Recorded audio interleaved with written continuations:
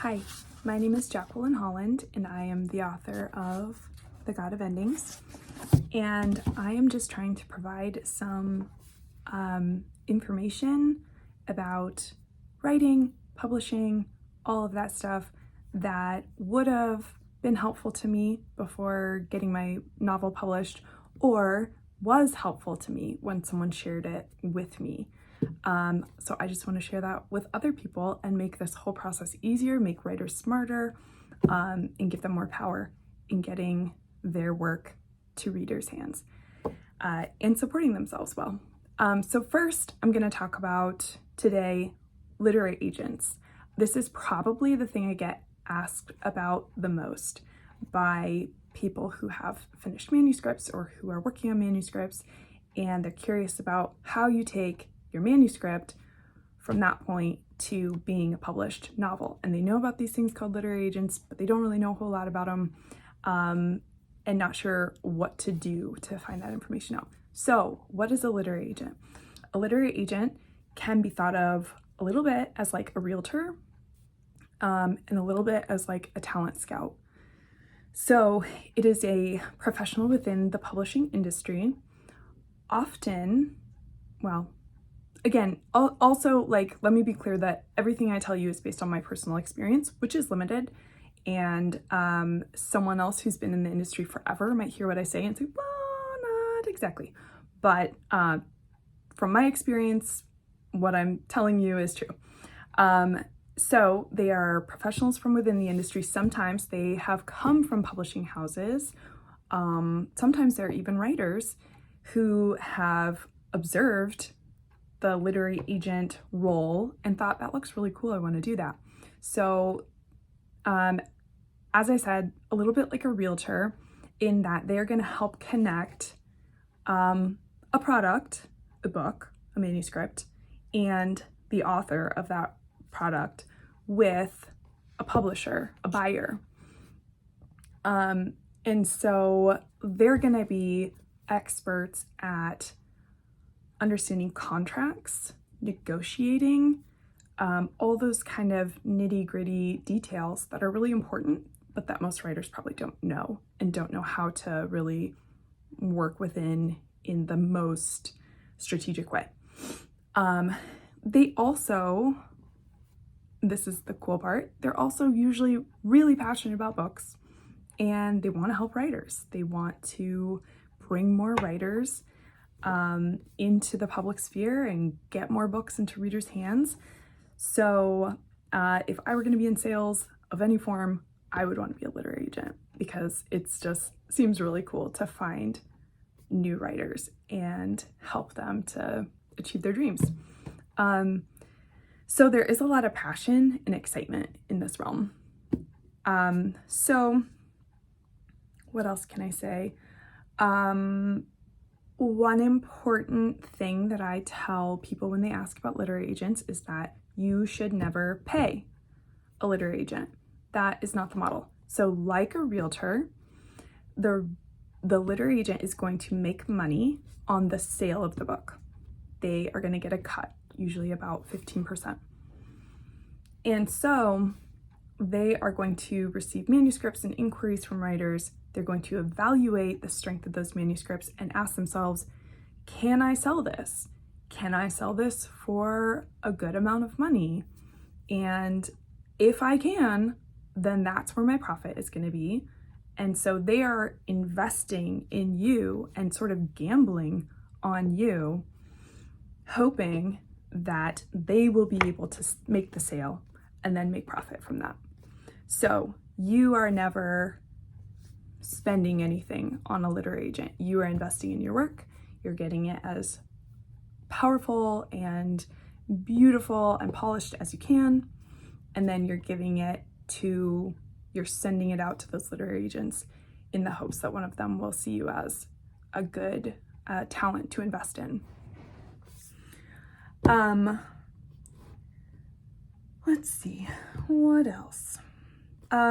So that's sort of the business side.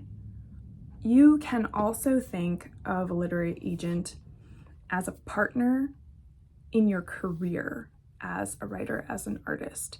And so on the one hand, there's sort of the business aspect where you're going to be looking for an agent who knows their stuff, is good at what they do, has made impressive deals in the past, has connections to publishers, because publishers are not open to just individual authors.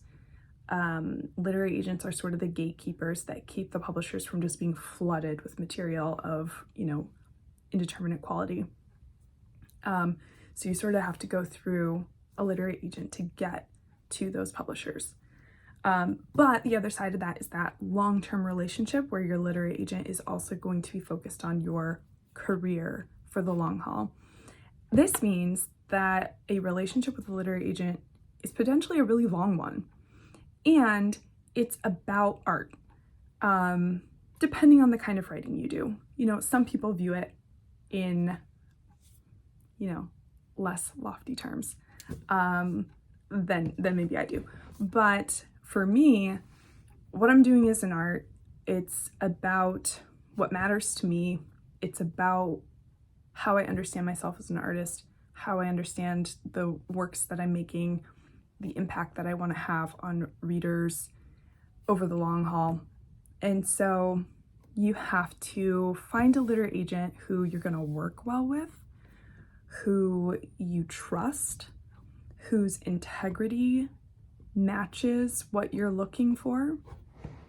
So you kind of have to think about, what kind of human do I want to work with and share this artistic process with long term.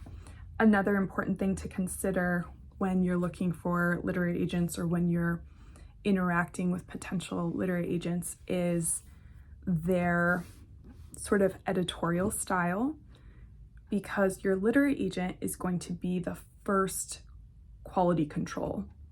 Well, hopefully not the first. You should have lots of friends, lots of family, lots of, your writing group or whoever. You should have a lot of readers who are your first quality control, who are reading your stuff. But then your next really significant quality control is going to be your literary agent. Your literary agent is going to read your work, is going to tell you what they think needs to be done to strengthen it, make it more marketable, or make it what you want it to be. And so you really want to find someone who knows their stuff and can interact with your material in a way that encourages you and helps you.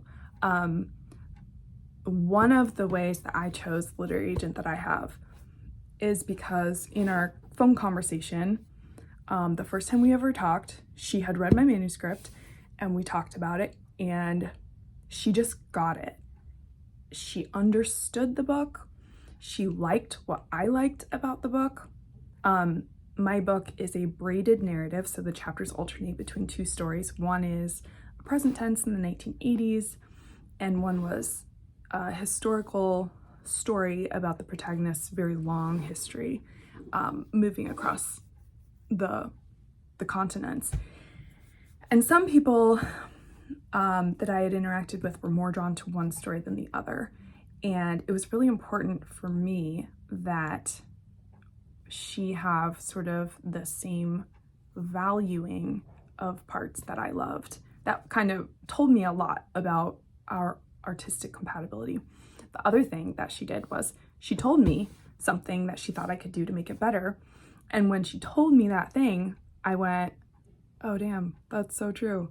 And so it was a great feeling, and it made me think, I want her reading my work. I want to hear what she has to say about my material because she's so smart and she'll make it better. She'll help me to make it better.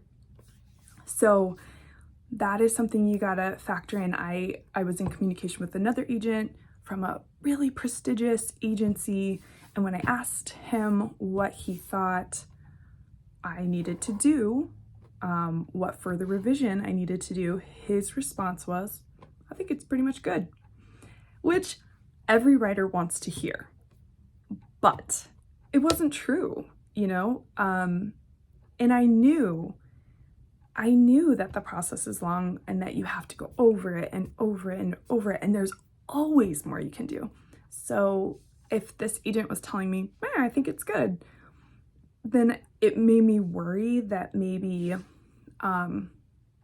corners were going to be cut, or even, best case scenario, that I just didn't know what his editorial feedback was going to look like because he didn't have any to offer me at that time.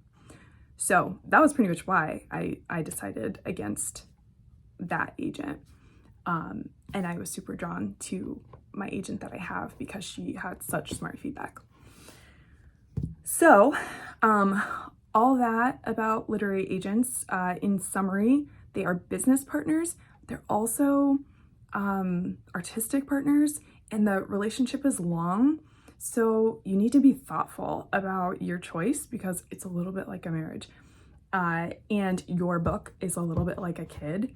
Once your agent represents a book and goes out on submission, what's called going out on submission, takes it to publishers and tries to sell it, or once they sell a book, they represent that book in perpetuity.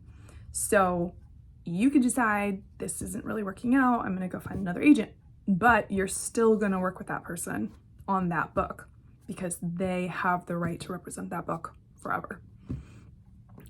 So don't take it lightly, don't rush, don't cut corners, don't be a beggar. Understand that you can be a chooser. If you choose the wrong literary agent, they can kind of just sit on your book and not do anything, and there's nothing you can do about it. I mean, you can, if they haven't attempted to sell it, you can end your contract and you can go look for someone new. But if they have started, it can be a thorny situation. Your work is in their hands. So you just want to be smart about it, and don't be a beggar. Just understand that, as in dating or whatever, you don't need to just take the first thing that comes along. You want to take the person who's right for you, who's a really good fit for you. And if nobody feels like a fit for you, there are so many agents out there, and you can access them. You will find someone who is right for you if you just keep looking. So don't rush it.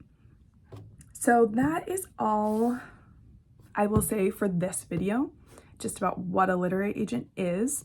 In the next video, I will address whether or not you absolutely need one. And